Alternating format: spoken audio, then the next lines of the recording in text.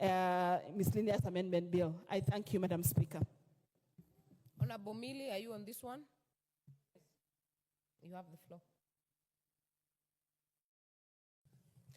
Thank you, Madam Speaker, for giving me this opportunity.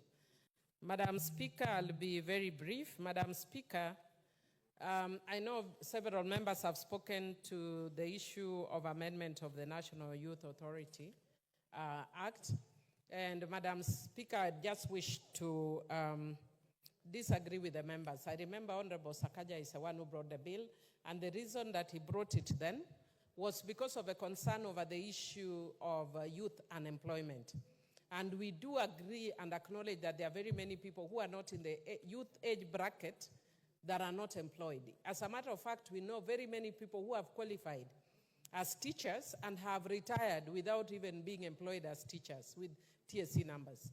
But Madam Speaker, having said that, the greatest challenge we are facing in the country is youth unemployment. And you can see with the rising cases of insecurity, of violence, of theft. As a matter of fact, in my own constituency, I think yesterday, there's a woman who was abducted at a market called Ogongo Market. Madam Speaker, last week, a boda rider was killed. The wife who had just given birth recently, she was just 15 days after giving birth, was raped, was gang raped by these guys. And these people had already stolen his motorbike before and were coming for his second motorbike when they killed him and raped the wife. And Madam Speaker, the reason why you find this kind of situation is because we have very many idle youth. They have no opportunities in life. They become desperate. They become thieves. And because of that, they even get into all other evil activities. So if, Madam Speaker, we again open it up to all unemployed people, the challenge that we have seen in this country is that sometimes you think common sense is common, but it's not that common. You will find that a person who is in their 70s who has retired will be deemed to be unemployed if they have retired and be given a job, because then they fall within that category. So for me, that is a situation which I do not support. I also support, though I support the amendment to the Copyright Act, and especially the inclusion of equitable remuneration of performers and producers of sound recordings, and Madam Speaker, including collective management organizations towards the authors and performers. Madam Speaker, this is because it is very difficult to be in the creative industry. Madam Speaker, I speak as an author and I know what it takes.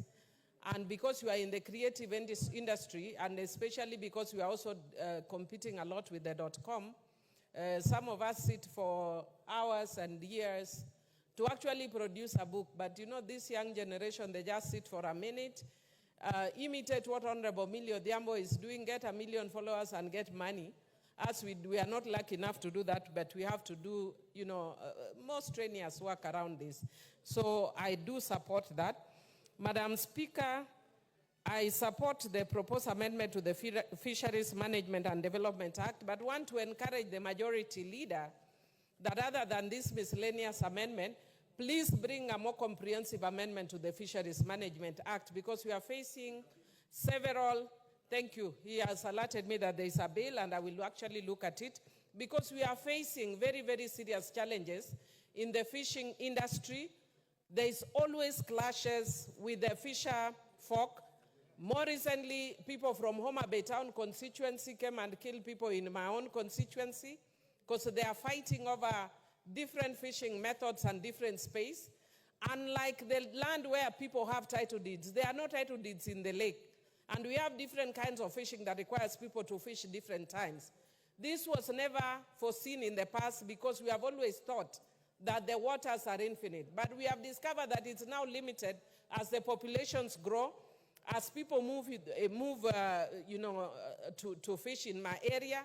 As a matter of fact, actually, the persons that play a very significant role of fisheries in my constituency are Somalis. We are not against them, but it just shows you that this is a small resource, that people are coming all the way from northern Kenya, from Uganda, from Tanzania, to use the same resource. And conflicts are bound to arise, and we must therefore come up with the laws that actually deal with those kind of issues. Finally, Madam Speaker, I want to agree to some extent with Honorable Kaluma on the issue of adoption. I'm saying to some extent because you have to look at carefully the Constitution, and I presume the persons who are seeking this amendment are looking at the issue of discrimination. That if you are looking at a single female applicant can be allowed to adopt a child, I'm sure they are thinking, what about a single male applicant? I think what I would propose is that there should be a further amendment, whether for female or male, so that we look at the best interest of a child anytime we are dealing with the issue of adoption. Because, Madam Speaker, we have very unique and special circumstances relating to children in adoption spectrum. And Madam Speaker, as a person who actually brought the bill on counter-trafficking in persons, as a consequence of being the director of the Cradle the Children Foundation, then I'm not the director now, and I dealt with many cases of trafficking. One which even forced us to exhume a body to confirm whether one of the children was actually a child to the parents or the alleged parents. And Madam Speaker, because of that, if we want to stem that, it is important that we stem the issues of trafficking in persons. Honorable Ichungwa, you know you cannot harass me here. I know you have missed me. But if you want me to deal with you, I will deal with you perpendicularly. Sorry, but I don't want to deal with you today. But Madam Speaker, I just want to indicate that because of that, I do support, but I would be supporting with the proposed further amendments, that you must look at unique circumstances and situations relating to specific children and their circumstances. I support with amendments. Honorable Ishungwa, Honorable Millie says she's in a good mood today. She's not willing to deal with you. I'll call you to reply. There being no further request on this one. Thank you, Speaker. And as a reply, I don't know if you also heard the first sentence from the Honorable Millie. She says she knows I miss her, but she's not going to deal with me today. Honorable Speaker, and she knows I was not harassing her because I know how passionate Millie is on child welfare and child care matters, and indeed matters touching on women's rights and gender equality. Therefore, I cannot harass her, and I know she was also missing me, and she's happy to see me, just like as I'm happy to see her. But Honorable Speaker, allow me as a reply to begin with the issue, that particular issue of the provisions relating to the Child Care Act. And Honorable Speaker, as I mentioned, I think the Honorable Owen Bayer mentioned during the time he was moving this bill on my behalf, this emanated from a court ruling that allowed now single males to be able to adopt children. But there are concerns, Honorable Speaker, and I want to agree with many members who have raised this issue, that indeed there is a major concern on matters touching on issues to do with child trafficking. There are also issues touching Hold on. Honorable Kaluma, what's out of order? The Honorable Speaker, the Honorable Majority Leader, whom I respect very much, has mentioned, proposed in this bill, which is arising from some court ruling. Would we have that court ruling so that we are rightly informed? Because I'm not aware of any. And I doubt any legitimate court, proper court, and we have very competent courts, can make such a ruling in the light of the provisions of Article 53 of the Constitution. Honorable Ishungwa, do you have that?